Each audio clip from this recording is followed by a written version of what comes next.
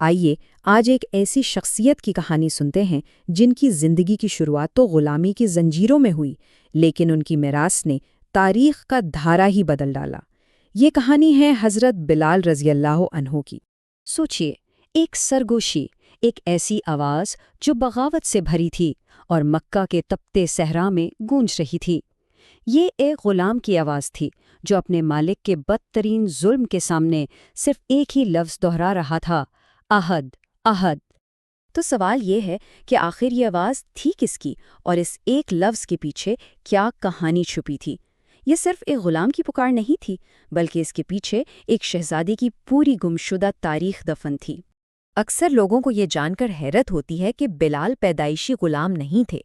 ان کا خاندان تو کبھی افریقہ کی ایک عظیم سلطنت پر حکومت کرتا تھا، اور ان کی کہانی غلامی سے نہیں بلکہ شاہی محل سے شروع ہوئی تھی۔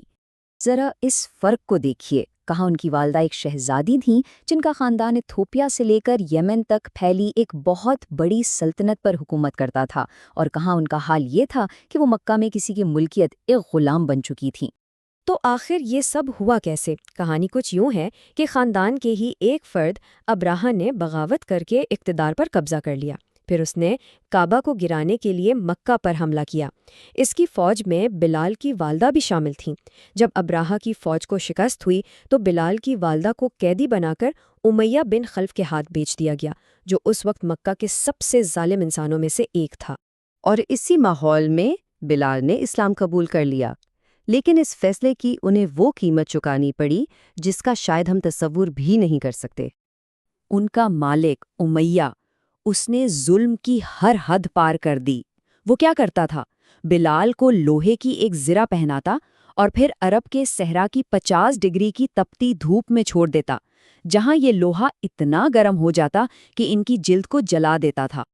اور جب اس سے بھی اس کا دل نہ بھرتا تو بلال کو مکہ کے لڑکوں کے حوالے کر دیا جاتا، جو ان کے ہاتھ پاؤں باندھ کر انہیں مکہ کی پتھریلی گلیوں میں گھسیٹتے پھرتے تھے۔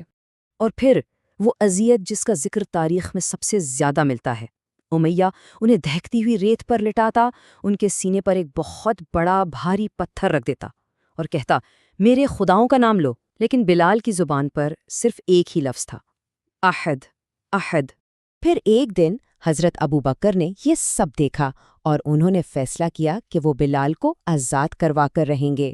امیہ نے جان بوجھ کر بہت بڑی قیمت مانگی، لیکن حضرت ابو بکر نے فوراً ادا کر دی۔ امیہ نے طنز کرتے ہوئے کہا کہ اگر تم 1 دینار بھی دیتے تو میں بیچ دیتا۔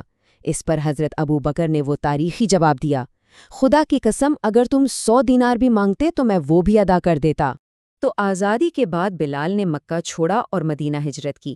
یہاں ایک آزاد انسان کی حیثیت سے ان کی زندگی کا ایک بالکل نیا باب شروع ہونے والا تھا، ایک ایسا باب جو ان کی آواز کو تاریخ میں ہمیشہ کے لیے امر کر دے گا۔ اب دیکھیں، مدینہ میں جب مسجد نبوی بنی تو سوال یہ پیدا ہوا کہ بھئی لوگوں کو نماز کے لیے اکٹھا کیسے کیا جائے؟ اسی دوران ایک صحابی کو خواب میں اذان کے الفاظ سکھائے گئے، اور پھر حضرت عمر رضی اللہ تعالیٰ نے بھی اسی خواب کی تصدیق کی۔ لیکن جب اس تاریخی کام کے لیے کسی کو چننے کا وقت آیا تو نبی اکرم صلی اللہ علیہ وسلم نے بلال کا انتخاب کیا، اور وجہ تھی ان کی بلند، طاقتور اور خوبصورت آواز۔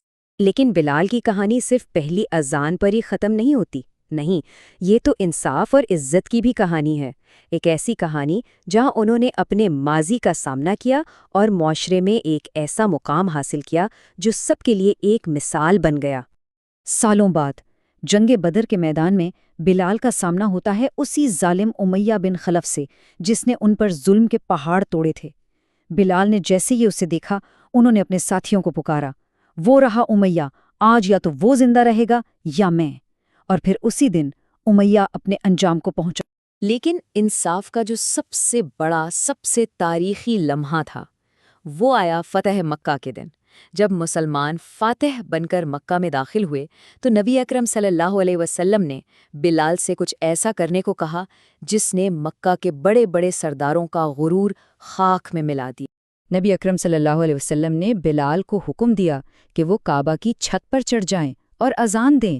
ذرا تصور کریں، یہ کتنا بڑا، کتنا انقلابی لمحہ تھا۔ وہی سردار جو کل تک بلال کو ایک حقیر غلام سمجھتے تھے، آج انہیں اسلام کے سب سے مقدس مقام کی چھت پر کھڑے دیکھ کر سکتے میں آ گئے۔